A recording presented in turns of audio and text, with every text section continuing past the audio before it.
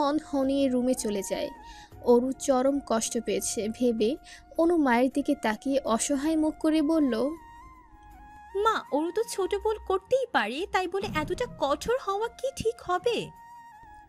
অনুর কথায় আজমিরে শেখ বললেন, আপাতত যেটা বলেছি সেটা করো। সময় হলে সবকিছু আমি নিজেই আবার আগের মতো করে দেব, কিন্তু এখন নয়। সারাদিন রুম আজকে মরার মতো পড়ে থাকলেও সন্ধ্যা হতে না হতে অরুর একা থাকার শখ খুঁজিয়ে দিয়ে রুমে প্রবেশ করে অনু। অনুর অবশ্য কিছু করার নেই, মায়ের আদেশে আসতেই হতো। অনু আসতেই অরু মুখ ফিরিয়ে অন্যদিকে ঘুরে শুয়ে পড়ল। অনুর হাতে খাবারের থালা ও সেটাকে বেডসাইড টেবিলে রেখে দিয়ে নরম গলায় বলল, ওরও খাবার এনেছি, খাবি আয়। অরু নির্লিপ্ত কণ্ঠে জবাব দিল, খিদে নেই, নিয়ে যা। সারাদিন না খেয়ে রুমে আটকে পড়ে আছিস, তাও খিদে নেই? কি হয়েছে বলতো তোর? নানি, আর কি হয়েছে? কি হয়েছে এই প্রশ্নটা করা বন্ধ করা পা। কি হবে আমার? অনুর কথায় অরু শক্ত গলায় বলল, কিছু না হলে মিথ্যে বলে কোথায় গিয়েছিলি? আর এত দামি ফোনই বা কোথায় পেলি? অনু এবার ঝাঁঝিয়ে উঠে বলল, তোর কি মনে হয় আমি খারাপ মেয়ে?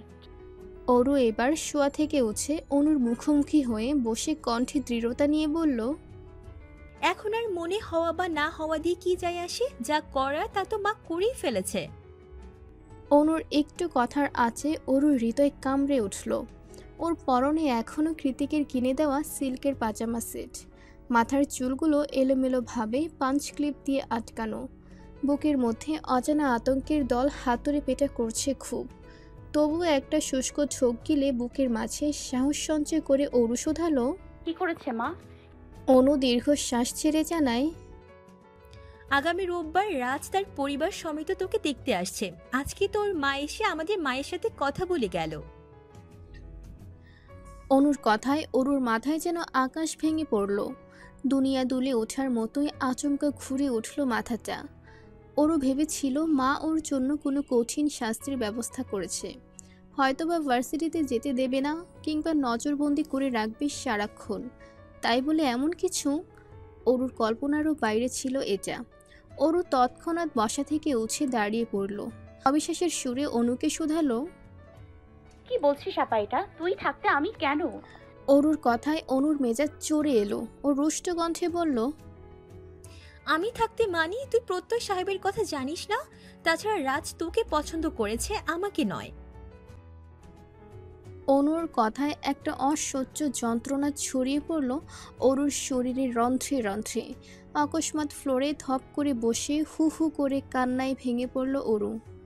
শরীরে ব্যথা, হৃদয়ে ব্যথা, মস্তিষ্কে ও একরাশ যন্ত্রণা, সব কিছু মিলেমিশে অরুর এক করুণ অবস্থা এই মুহূর্তে।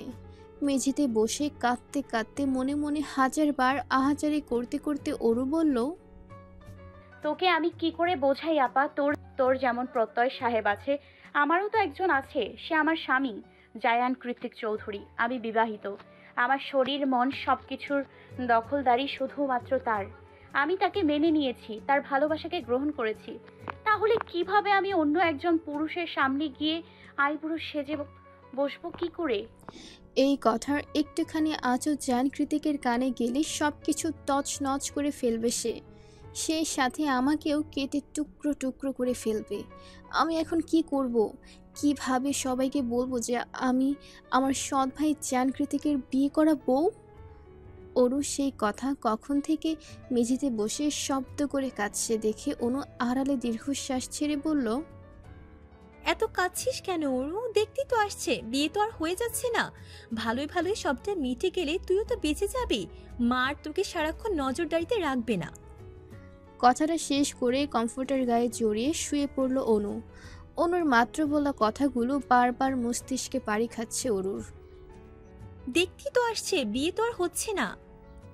বিয়ের শব্দটা অসংখ্যবার প্রতিধ্বনিত হয়ে কানে এসে লাগছে অরুর। ওর তো বিয়ে হয়ে গেছে, সেবার থাইল্যান্ডে বসেই। ধর্মীয় সামাজিক দুইভাবেই বিয়ে হয়েছে জায়ান কৃতিকের সঙ্গে। তাহলে এখন আর নতুন করে কিভাবে বিয়ে হবে? আর তাছাড়া চোখ দুটো বন্ধ করলে স্বামীরূপে ওই সুদর্শন মানবের মুখটা ছাড়া আর কিছুই তো কল্পনায় আসছে না। মনে মনে হাজার কথা ভাবতে ভাবতেই অরু চলে গেল টানা বারান্দায়। বাইরে ভারী বর্ষণ হচ্ছে। আকাশ বাতাস ছাপিয়ে মেঘ গলিয়ে বৃষ্টি নেমেছে ধরণীতে। বাতাসের তোপে বৃষ্টির ছাট এসে লাগছে অরুর চোখে মুখে। তবুও সেখানেই হাঁটু মুড়ে বসে পড়ল ও। উদাসীন বাড়িধারার পানে চেয়ে ভাবতে লাগলো নিজের থেকে বয়সের গুণে গুণে 12 বছরের বড় সুদর্শন পুরুষটির কথা, যে ওর ব্যক্তিগত পুরুষ।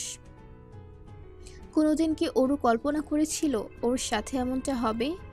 আমেরিকাতে কেউ ওর জন্য এইভাবে দিনের পর দিন অপেক্ষার প্রহর গুনবে? এরকম হুট করেই নিজের নামের পাশে মানুষটার টাইটেল এটে যাবে? ভাবেনি তো, কল্পনাতেও ভাবেনি। কিন্তু ভবিতব্য এটাই ছিল। ওরও মেনে নিয়েছে নিজের ডেস্টিনিটি। অবশ্য না মেনে কোথায় যাবে? কি নেই জান কৃতিকের?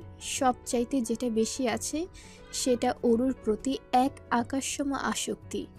মানুষটার পাগলামি, আসক্তি, রাগ, বিরক্তি, একান্ত গোপনীয় চাহিদা সব কিছু অরুকেই ঘিরে। তাহলে অরু কীভাবে কৃতিকের মায়ায় না পড়ে থাকতো? অরুর কাছে কৃতিকের মায়া চড়ানোর প্রথম ধাপ ছিল ওদের বিয়ে। হয়তোবা বিয়ের পরে উপরওয়ালা প্রদত্ত এক ধরনের টান তৈরি হয়ে যায় হৃদয়ে। অরুর বারবার মনে হতে থাকে একটা মাত্রাতিরিক্ত সুদর্শন পুরুষ, আধুনিক ভাষায় বলতে গেলে হ্যান্ডসাম, লম্বা চওড়া গৌরবর্ণের কথায় কথায় ভ্রু কুচকানো লোকটা ওর স্বামী। এই কথাটা দিনের আলোর মতোই সত্যি। অরুর স্পষ্ট মনে আছে বিয়ের পরে সবার চোরাচুরিতে স্বামীরূপী কৃতিকের 2 হাতে চুমু খাওয়ার কথা। তখন তো অরু হৃদ মাঝারে ভীষণ টান অনুভব করেছিল। বিয়ের কথা মাথায় আসতে অরু চলে গেল সেদিনের ভাবনায়, যেদিন নিজের সবটুকু কৃতিকের নামে লিখে দিয়ে এসেছিল ও। জায়ান কৃতিক ওয়েটস অরু। ভাবতে ভাবতেই এক চিলতে হাসি ফুটে ওঠে অরুর ঠোঁটে। আজকের মতো সেদিন বৃষ্টি ছিল না। এশিয়ান দেশ হওয়াতে আমেরিকার মতো কনকনে শীতও ছিল না ব্যাংকক শহরে। তবে আবহাওয়াটা বেশ গুমোট ছিল। অনুর সাথে রাগ করে অরুর করা চরম বোকামির ফলস্বরূপ ওর উপর বেজায় চটেছিল কৃতিক। চোখে মুখে সে কি রাগ তার, যে রাগের কাছে প্রত্যেকবারই হার মেনে যায় অরু। সেবারও মেনেছিল। সকালবেলা ওকে আটকে রাখলেও বিকেলে এসে কোনোরূপ কথাবার্তা না বলেই টানতে টানতে অরুকে নিয়ে বাইকে বসাই কৃতিক। ওদের পেছনে মুখ কাচুমাচু করে দাঁড়িয়েছিল অ্যালিসা, অর্ণব আর সায়রও। অরু কিছু বুঝে উঠতে না পেরে কাঁদতে কাঁদতে অ্যালিসাকে বলল, কি ব্যাপার আপু, কোথায় নিয়ে যাচ্ছেন উনি আমায়? অ্যালিসা অরুকে আশ্বস্ত করে ওর কানের পিছনে চুল গুজে দিতে দিতে বলে, ইটস ওকে, আমরাও আসছি, ভয় পেও না, ও তোমাকে কিচ্ছু বলবে না। অ্যালিসার কথার পাছে অরু আর কিছু বলার সুযোগ পেল না। তার আগেই বাইকে টান দেয় কৃতিক। অগত্যায় নিজেকে সামলানোর জন্য কৃতিকের জ্যাকেট টেনে ধরল অরু। কৃতিক সামনে ফোকাস করেই অরুকে ডেকে বলল, অরু, তুই কি জানিস আজ তোর মায়ের অপারেশন? অরু হ্যাঁ সূচক মাথা নাড়লে কৃতিক পুনরায় বলল, তুই কি এটা জানিস আমি ডক্টরকে বলে তোর মায়ের সব ট্রিটমেন্ট বন্ধ করে রেখেছি? আমি না বলা পর্যন্ত ওরা তোর মায়ের অপারেশনে হাতও ছোঁয়াবে না। কৃতিকের কথায় অরুর মুখ থেকে যেন রক্ত সরে গেল। ও বাইকে বসে স্তম্ভিত গলায় বলল, আপনি কি মজা করছেন? তোর কি মনে হয় আমি মজা করার মুডে আছি? অরু নাক ফুলিয়ে বলল, তাহলে এসব কথা কেন বলছেন? কৃতিক একটা পুরাতন গলির মাথায় বাইক থামিয়ে অরুর হাত ধরে বলল, বলছি চল। অরু চারিদিকে তাকালো। দুপাশে পুরাতন ইটের চালার ঘর, তার মাঝে দিয়ে সরু রাস্তা। ঘরগুলোর মধ্যে বেশিরভাগই থাইল্যান্ডের স্থানীয় মানুষজনের পুরাতন দোকানপাট, ছোটোখাটো স্ট্রিট মার্কেট, হকারি আর ঐতিহ্যবাহী কাপড়ের দোকান দিয়ে ভর্তি গলিটা। সরু রাস্তা দিয়ে হাঁটতে হাঁটতে অরু খেয়াল করলো আশেপাশের সবাই ওদের দিকে অদ্ভুত নজরে তাকিয়ে আছে, যেমনটা আমরা ভিনদেশিদের দেখলে করি। ওরও বড় বড় চোখ করে এদিক ওদিক দৃষ্টিপাত করলেও কৃতিক সোজা হাঁটছে। হাঁটছে তো হাঁটছেই। কৃতিকের পুরুষালী কদমের সাথে পা মিলিয়ে হাঁটতে হাঁটতে অরুর পা ব্যথা করছে এখন। গোড়ালি ভেঙে মাটিতে বসে পড়তে ইচ্ছে করছে। উপায় অন্তর না পেয়ে অরু শুধালো, আর কত দূর? কৃতিক করুণ হেসে বলল, বাবা, এত তারা? কিসের তারা? আর আপনি একটু আগে কি বললেন? আমার মায়ের অপারেশন বন্ধ কেন করেছেন? কি সমস্যা বলুন? কৃতিক যেতে যেতে বলল, সমস্যা তো তুই। মানে? গলির শেষ প্রান্তে একটা পুরাতন মসজিদের সামনে দাঁড়িয়ে কৃতিক একটা দীর্ঘশ্বাস ছেড়ে বলল, ভেতরে গিয়ে যা করতে বলবো, যেভাবে করতে বলবো তাই করবি, নয়তো তোর মায়ের অপারেশন আর হচ্ছে না।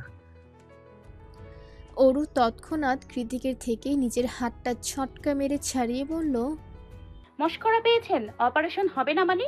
আপনি বলবেন আর অপারেশন হবে না? এত সহজে? এত সোজা? কৃতিক কপট হেসে অরুর দিকে ঝুঁকে এসে বলল, ছোট্ট মানুষ, মেমোরি লস হতেই পারে, কোনো সমস্যা নেই। আমি মনে করিয়ে দিচ্ছি। মনে আছে আমার অ্যাপ্রুভালের জন্য তোর মা দীর্ঘ 1 বছর বাংলাদেশে পড়েছিল? অরুর এবার গলার স্বর কিছুটা খাদে নামিয়ে বলল। কি বলতে চাইছেন? কৃতিক সামনে তাকিয়ে বলল, আজ এই মুহূর্তে এখানে আমাদের বিয়ে হবে। কৃতিকের কথায় অরুর মাথা ঘুরে উঠল। কি বলে এই লোক? জীবনটাকে ছেলে খেলা, যাকে ইচ্ছে হলো তাকে ধরে আনলাম আর জিদ করে দেখিয়ে বিয়ে করে নিলাম। কৃতিকের উপর মেজাজ চড়াও হয়ে গিয়েছে অরুর। ও হিংস্র বাঘিনীর মতো গর্জে উঠে বলল, আপনি এতটা পাগল উম্মাদ সাইকো, নয়তো নিজের সৎ বোনের জীবন নিয়ে এভাবে ছেলে খেলা করতে পারতেন না। অরুর কথাটা উচ্চারণ করার সঙ্গে সঙ্গে এক থাবায় ওর বুকের কাছের জামাটা খামচে ধরল কৃতিক। ফিনফিনে জামাটায় এক টান দিয়ে নিজের কাছে টেনে এনে অরুর দিকে চোখ রাঙিয়ে কৃতিক দাঁত খিচে হিসিয়ে বলল, তুই আমার কেমন বোন? কোন হিসেবে বোন? উত্তর দে। তোর বাপ আর আমার বাপ এক নয়, তোর মা আমার মা এক নয়, তাহলে নিজেকে আমার বোন দাবি করিস কোন সাহসে? শেষ কথাটা বলে অরুকে ধাক্কা দিয়ে সরিয়ে দেয় কৃতিক। কৃতিকের যুক্তির কাছে হেরে গিয়ে অরু এবার চুপ হয়ে যায়। চোখ মুখে অসহায় ছাপ টেনে গলার মাঝে কান্না আটকে রেখে টলমলে চোখে কৃতিককে বলে, তাই বলে আপনি আমাকে জোর করে বিয়ে করবেন? সমাজ কি বলবে, দুনিয়া কি বলবে? আপনার সাথে আমি, সেটাও কি সম্ভব? কোন ভুলের রাগ ঝাড়ছেন আমার ওপর বলুন তো? কৃতিকের দৃষ্টিতে কোনো করুণার ছিটে ফুটাও নেই। ও এগিয়ে এসে পুনরায় অরুর হাত চেপে ধরে বলল, ওপরওয়ালা যার প্রাধান্য দিয়েছে, সমাজ তাতে বাধা দেওয়ার অধিকার রাখে না, আর না আমি এসবে পরোয়া করি। অরু পুনরায় নিজের হাত ছাড়িয়ে বলল, আমার জীবনটা এভাবে কেন নষ্ট করছেন? কি করেছি আমি? কৃতিক অরুর দিকে তাকিয়ে হাসকি স্বরে বলল, বিলিভ মি অরু, একটা সময় আসবে যখন তুই এই সম্পর্কটার জন্য জীবন দিয়ে দিতেও রাজি থাকবি। তখন তুই নিজ মুখে বলবি, সেদিন যা হয়েছিল খুব ভালো হয়েছিল। আমি এখন পরিপূর্ণ, আর সেই দিন বেশি দূরে নয়। এখন চুপচাপ ভেতরে চল। অরু তেতে উঠে বলল, আমি যাব না। মা আপনাকে না জানিয়ে এভাবে লুকিয়ে চুরিয়ে বিয়ে আমি জীবনেও করব না। জায়ান কৃতিক লুকিয়ে চুরিয়ে কিছু করে না। আমার মন চেয়েছে আমি এখন এই মুহূর্তে তোকে বিয়ে করব, মানে করবই। যদি বেশি বাড়াবাড়ি করিস তাহলে তোর মাকে আজই প্লেনে করে বাংলাদেশে পাঠিয়ে দেব, ইভেন উইদাউট এনি ট্রিটমেন্ট। না। কৃতিকের শেষ কথাতে অরু শব্দ করে না বলে ওঠে। অরুকে কাঁদতে দেখে কৃতিক ওর হাত ধরে ভেতরে প্রবেশ করতে করতে বলল, মায়ের ভালো চাইলে ভেতরে চল। তুই শুধু তোর নামটা আমার নামে লিখে দিবি, ব্যাস।